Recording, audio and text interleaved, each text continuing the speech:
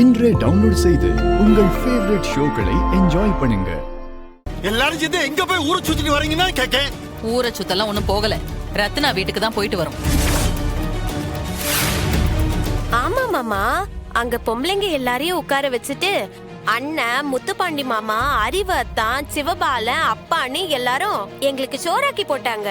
நாங்க பொம்பளைங்க யாரும் வேலையே செய்யாம நல்லா வயிறார சாப்பிட்டோம். சும்மா சொல்லக்கூடாது, டேஸ்ட் பட்டு கிளப்பிருச்சு. வாய் மூடு. ஏட்டே பாக்யா, இந்த வீட்டுல என்னுடைய கௌரவம் என்ன, என்னுடைய பெருமை என்ன? எனக்கு பொண்டாட்டியா இருந்துகிட்டு என்னடி இது கண்டவன் வீட்டுக்கு போய் இப்படி தின்னிட்டு வந்து நிக்க? இங்க ஒருத்தன் பசியோட இருக்கேன்னு உனக்கு தெரியாதா? முட்டாளு முட்டாளு. ஆமா, இம்புட்டு நாளும் நான் முட்டாளா தான் இருந்தேன்.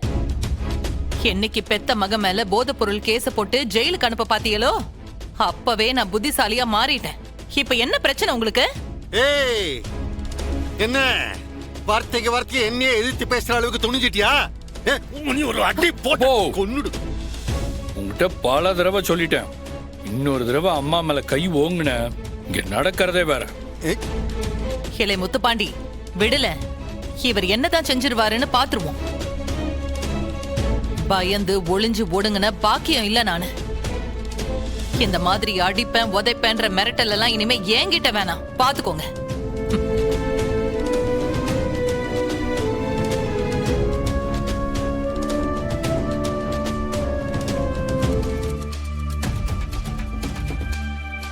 இல்லையே, இது சரியா இல்லையே.